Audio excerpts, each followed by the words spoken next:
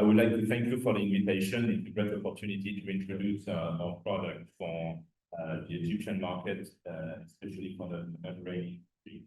And I also would like to thank you, Ms. Engineer Ibrahim Al-Fadel, for facilitating the introduction and making things easier. Please, Mike. Yeah. Yeah, the next page, please.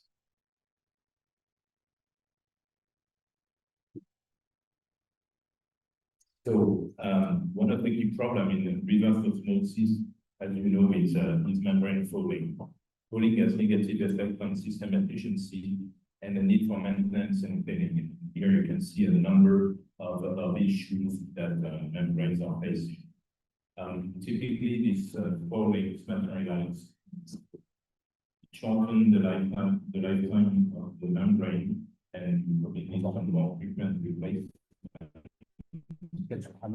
Increase also operational expense. Also, besides scaling and biofouling, the concentration of metals in water are very often even more as potential foulings.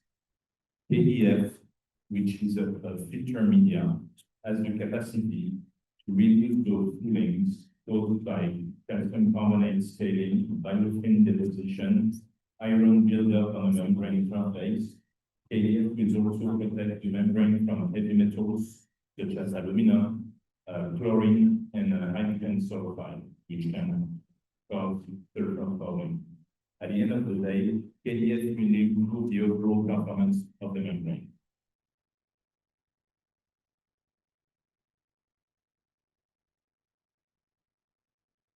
So we see that on this presentation, it's articulated around five main topics. So it's the effect of KDF as a protection against one, chlorine, second, calcium carbonate scaling, third, against biofilm, four, against iron and heavy metal buildup, and typically in this case again it's aluminum, and the last point is again hydrogen sulfide.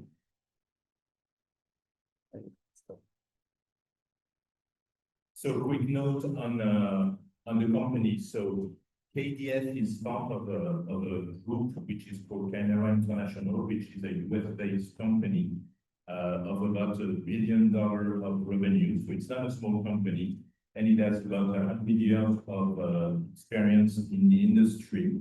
We operate 24 manufacturing facilities in 12 countries, and the closest facility here is in the Middle East, is in Bahrain.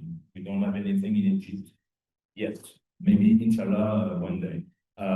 KDF fluid treatment.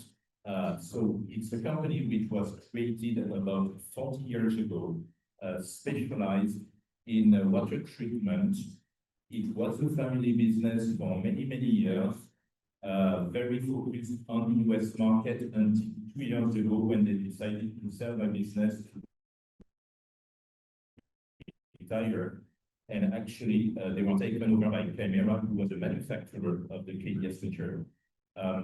So KDF was taken over in November 2023 by Kymera. And the first year, last year, we have made a lot of efforts in Asia, and we have seen dramatic growth in China, like hockey stick. 2025, so this year, now it marks really the launch of KDF in the European, Middle East, Africa market, and we have opened a production facility in Germany from where we can support the local market. And in Egypt, the local market is supported by our main master distributor, which is Water. So, what is KDF and how does it work? KDF comes as a granule. If you figure out that activated carbon is a granule, KDF is very similar in terms of morphology. Now, the composition is very different. It's a metallic particle made of copper and zinc of ultra-high purity. What's interesting is when you allow those two materials, you create a redox phenomenon when it's put in water. You have a potential of 0.3 volts in the water, and that redox has a lot of impact on reducing the contaminant in the water. So we have two main grades. KDF 55, which is a blend of 50% copper, 50% zinc, and KDF 85, which is 85% copper and 15% zinc. The two materials have different properties. KDF 55 is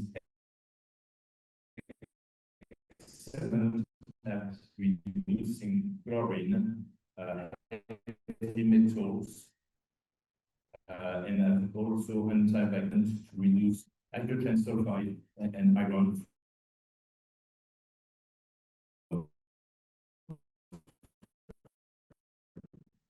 So typically you would use the 55 grade for surface water and the air. How does it work? So just go back a little bit. Yeah, go back up. We have a redox phenomenon.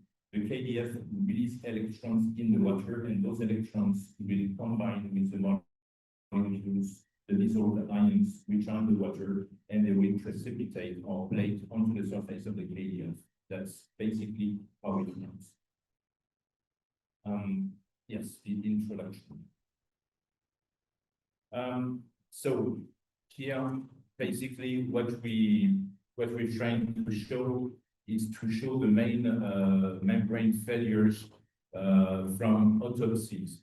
In most cases, got hard time to read from here, but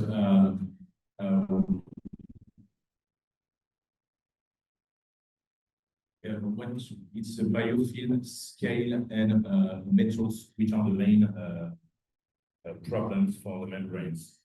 If you go to the next page, please. Yes, and here it's a little bit more detailed, highlighted in red.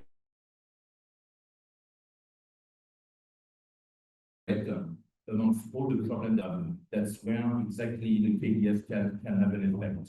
So in about 65 to 70% of the case of the potential damage of membrane because of fouling, KDF can be a direct answer. You've got pictures here of membrane tubular. So here is we know trust that has formed on the surface of the membrane. Here is iron and carbonate scaling. KDF can address those problems. So the first point, KDF protection of membrane against chlorine. So quick explanation of the methodology to assess the KDF efficiency. The decline will be considered as the main oral performance parameter to determine the effect of the KDF media on oral membrane following reduction. So the effectiveness of KDF on fouling reduction can be roughly assessed by comparing the salt rejection and permeable flow rates in the absence and in the presence of KDF as a refilter. Next page. So the first point is the salt rejection, and it's very visual. In red, you've got RO alone. In the blue line, you've got RO protected with KDF. You've got a massive drop very quickly. As soon as you inject at the 4th hour super saturated chlorine concentration, you've got a massive drop of salt reduction.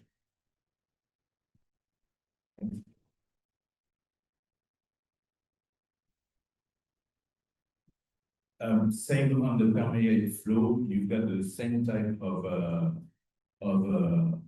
diagram where you see that the membrane protected much better with it. Here you have 3 graphs. It's really on the chlorine removal by KDF. So the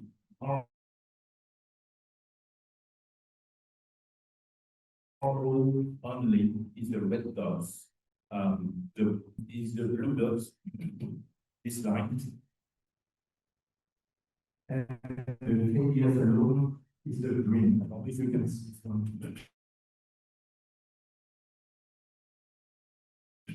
there. Both KDF and KDF protect in envelope obtain 100% until 70 power. At the same moment, you can consider that the RO loan is pretty much already failing as it's above the norms of the WHO. KDF alone to remove chlorine does a pretty good job, but when it's really paired with RO, you have a very robust and very consistent solution throughout time. So takeaway on the chlorine reduction. So the efficiency and life of RO system depends on effective pretreatments. With KDF media as a pretreatment for chlorine removal, both permeate flow and salt rejection, all in RO KDF were improved. After 41 hours, the salt rejection was high and permeate flow was adequate when fouling indicator raised early on RO-only system. It is expected that the full media will extend the lifetime of the membrane 3 times at least. And that's the conclusion of this study made by the university. KDF, as such, is an effective pretreatment step in RO system for chlorine removal, and KDF media capability in chlorine is really high. You got a picture here, and it's a direct pass-through of KDF, of water passing through KDF, a zero-minute contact time, repass through, and you got a 95% reduction of chlorine. So part 2, the protection of membrane against a calcium carbonate. So basically, you've got 2 types of fouling. You know that better than I do. You've got the internal fouling, you've got the surface fouling, and both are a pain in the butt for the membrane. It will block, it will decrease the performance of the whole system.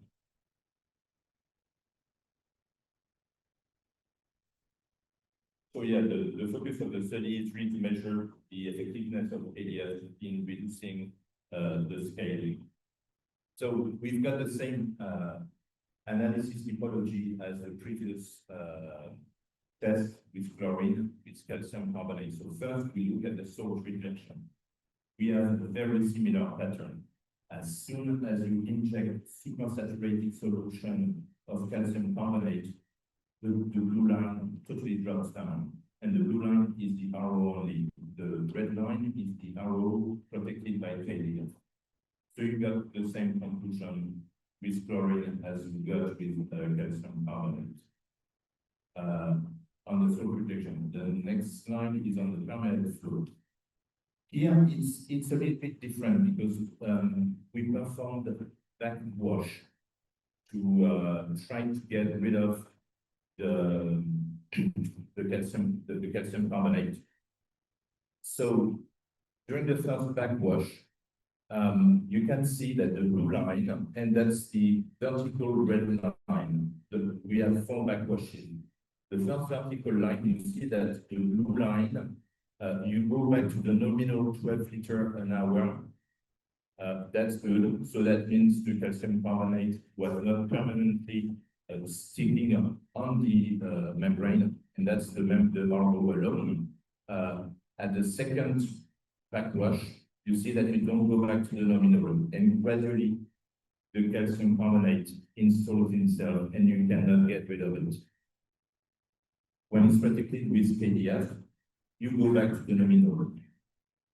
Now, what we have an increase.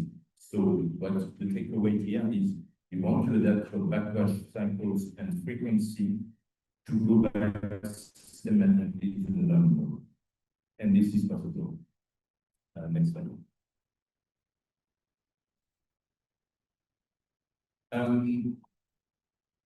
I've got a visual here. It's nothing to do with membranes, but it's really to illustrate the protection. We don't really see the pictures, but it was made on the boiler, on the heating coils of boilers for coffee machine. So not super high temperature, but still quite aggressive. So on the left, you've got the heating coil protected by KDF, the two pictures on the left, and on the two pictures on the right, you've got the same apparatus, but not protected by KDF. Picture 1 and 3 are the beginning of the test. Picture 2 and 4, it's the end of the test. For picture 2, after 2,000 gallons, you start to see a little bit of calcium on the surface of the heating coil. On the picture 4, after 1,800 gallons, we had to stop the test because the coil was just broken. It didn't work anymore. So, takeaway here, KDF is really effective in preventing fouling and maintaining performance against calcium carbonate deposit, and specifically on heating coil, but also on our membrane, and that even with supersaturated solutions. So biofouling, that's another issue that everybody has in, especially in hot countries. In Norway, they don't have so much issues. I guess that around here, it's a little bit more tricky with the temperature you have. It's probably challenging. It's an ongoing problem, actually. Even when you put chlorine, you still see some biofouling. We are making some tests in Europe with one of the major electricity producers, which are putting a lot of bactericide and then all type of product trying to kill bacteria, but also macrofouling. And it appears, and I'm talking about power plant sites and really big ones. And KDF, interestingly enough, delivered a pretty good job. So I think it has some good potential for membranes.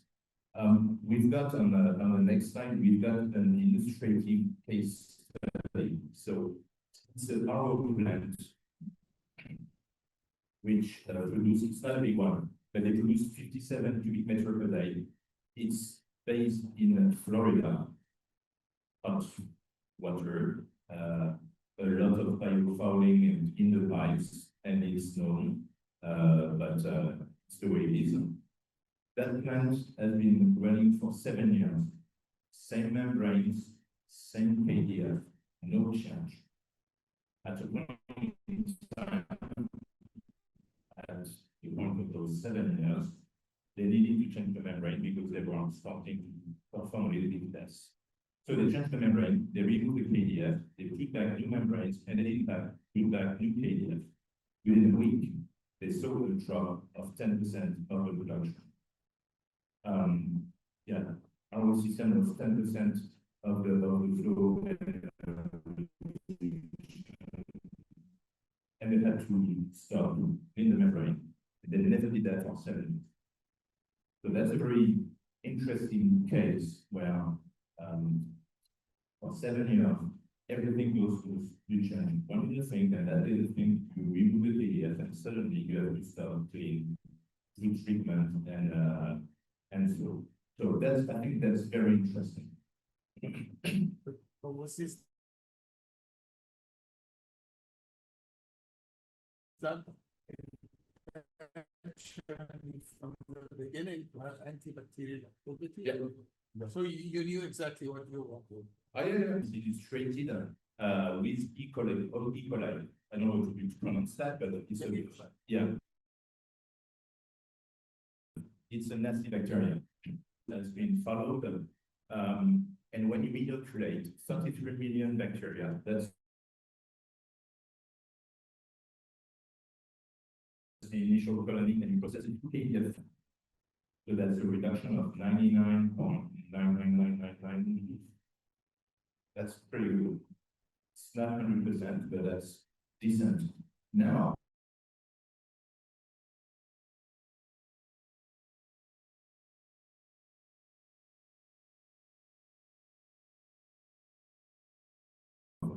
when you put activated carbon, and you all know that, but just following the same protocol, you end up with three bacteria on the surface of activated carbon. If you blend your KDF with the activated carbon, you think, well, it's going to do the full job.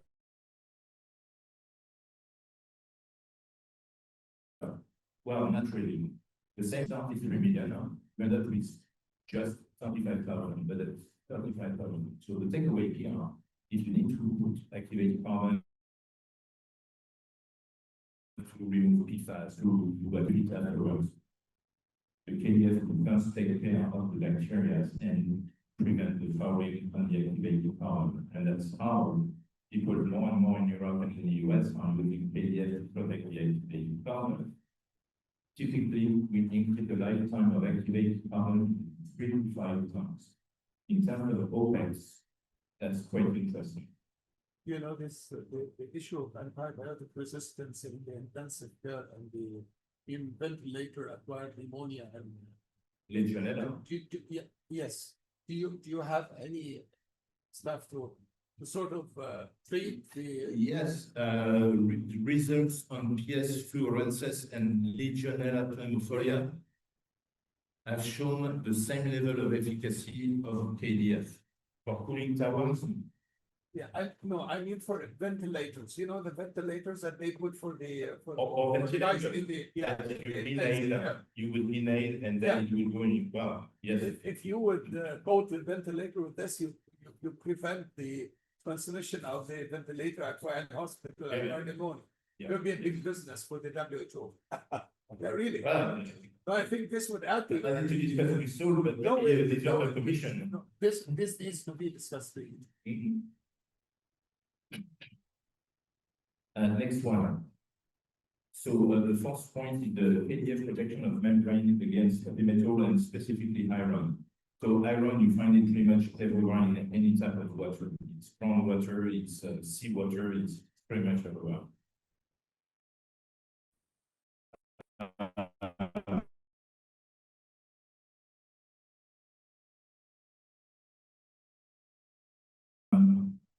KDF has a plant which has a very high efficacy ppm of iron in the water.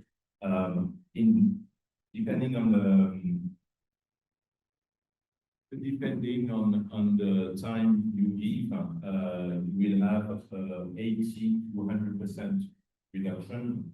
If you want to have a quicker reduction rate, you put more contact time. More contact time is a little bit more material, but at the end of the day, in countries like Norway and Sweden, where they have a lot of borehole, they have a lot of iron contamination. They use a lot of KDF 85 and they reduce 95, 98% of the iron. In the case of membranes, the trust I was showing at the beginning of the presentation, you will prevent that with protection membrane from the iron to crossing on the place. We've got very similar results on aluminum fouling.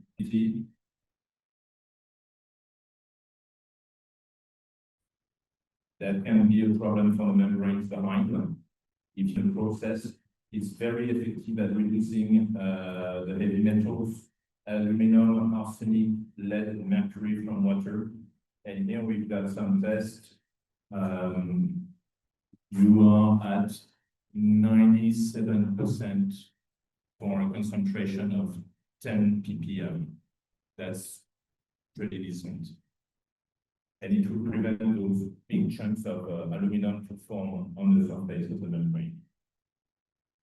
And the last point is hydrogen sulfide, and it's very often disregarded as a potential fouling for membrane. But hydrogen sulfide had a tendency to create deposit on the membrane and to clog the membrane. So when you got that stinky smell from your water, well, there is a potential risk that the sulfur will foul the membrane. KDF 85, the high copper content material, will remove 95 chloride in the water. It's a complex reaction. It's not one step, but three or four different chemical steps, but it's highly effective. Yeah, we've got some test results here, and we are systematically on that test at 99% reduction after 100,000 gallons. So that's roughly 400 cubic meter with just 20 kilograms of KDF.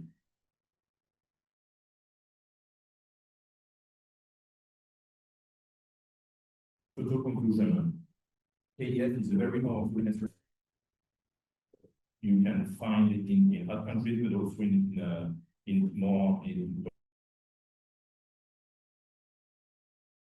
polar countries. Again, calcium carbonate, iron and heavy metals, sulfur, scale, and chlorine. I think that's about it. If you have any question, I'm open. Thank you very much for your time.